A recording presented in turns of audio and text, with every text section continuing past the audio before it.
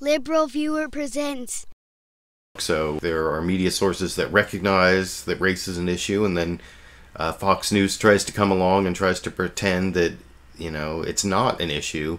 And that is what I'm going to show in the next couple clips about this student at the University of Virginia who was arrested outside of a bar and roughed up by the police apparently. And first I'm going to show how ABC's This Week with George Stephanopoulos dealt with it this morning. This is a report from Lindsay Davis, and I thought this was a fairly good report on what happened at UVA over this last week here. Yo, his head is bleeding! Yo, his head is bleeding! This morning, Virginia State Police actively investigating why 20-year-old UVA student Martese Johnson ended up bloodied and under arrest. I got a UVA, racist! Once again, sparking a national conversation about police brutality. There are a lot of people at school here that were not surprised, wouldn't be surprised, the thought that it was racially motivated. On UVA's campus Friday, a meeting between law enforcement and students turned contentious. Black students ultimately walking out in protest. Johnson was among them. One day after his arrest, Johnson, with 10 stitches in his head, stood by his attorney, who spoke out on his behalf. The trauma from what the ABC officers did yesterday will stay with me forever. His attorney says the trauma happened when Johnson was denied entrance to this popular pub and was then questioned by alcohol beverage control agents responsible for enforcing alcohol laws and combating underage drinking. He says Johnson never used a fake ID. The officers involved describe Johnson as belligerent. The owners of the bar say they disagree. I didn't think he was intoxicated at all. He was very cordial. Those officers have now been placed on administrative duties pending the outcome of a state investigation. And we're going to get to the bottom of it, and someone's going to have to answer for it. But let's at least let the investigation run its course. While not all students here are protesting, I'm all for equality, but equality that's due process, not mob mentality, which is what I'm seeing here. Many here say at a school where only 6% of the student body is black, race was likely a major factor. So you don't think that if it had been a white student who was underage entering a pub, that he would have been arrested also? I do not believe so. If he had been arrested, he would not have been assaulted.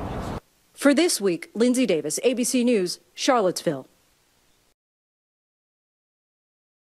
Now, like I said, I think that ABC report was fairly reasonable, and you notice how they actually had the owner of the bar on camera saying that this UVA student, Martese Johnson, I think his name is, that he was not acting belligerent, that he was not intoxicated. It's already come out that they took his blood alcohol content, and he wasn't drunk, and they talked about the 10 stitches, and later I'm going to show an interview with the police chief from that city, and he basically says that it looks troubling that there was excessive force. But over on Fox News, there was the show Media Buzz that Howard Kurtz, who used to be media critic for CNN, and I never really liked his show back then. He used to do Reliable Sources, which is now much better with Brian Stelter. Well, he does this Media Buzz show on Sundays, but I'm not going to take a clip from that. I'm going to take one from Friday when he was on Special Report, where he really tried to downplay the racial aspect and said, these kind of arrests are common according to bartenders who they don't name and don't show, and I think trying to downplay the whole racial aspect in a way that I think is not really honest over here. There were 16 television crews rolling when 20-year-old Martese Johnson emerged yesterday, the aftermath of his arrest captured on cell phone video. I go to UVA! I go to UVA! I go to UVA! Stop fighting! Racist! Gruesome footage, but why is this a national story? Why does today's Washington Post say the arrest over a disputed ID put Charlottesville at the center of a national debate over white police officers' treatment of black youths, since it was done by Virginia alcohol beverage control agents with no evidence that race was a factor? Why all the cable news coverage? Racial tensions flare on a college campus after a student is arrested and bloodied. Obviously, there's growing outrage on the campus on the use of force concerning the arrest of a 20-year-old honor student this week. This is just an unfortunate example of this relationship between law enforcement agencies and young, unarmed black men. But is it? Bartenders tell us such arrests are common in this college town, but the national media are casting this as a non-lethal version of Michael Brown's death in Ferguson. Johnson's lawyer wouldn't answer reporters' questions after reading a statement on his client's behalf. I'm shocked that my face was slammed into the brick pavement just across the street from where I attend school. And Johnson himself brushed aside questions from Fox News as he marched today with other students. Martese, can you talk about what happened? Martese, can you talk about what happened? Some. And it goes on. It's not much better from there. But that last part was really unfair, I think, where they tried to question him and he wouldn't talk on camera when he has a pending charge against him, apparently. If I were his attorney, I would also tell him not to talk to the media until his charges are resolved.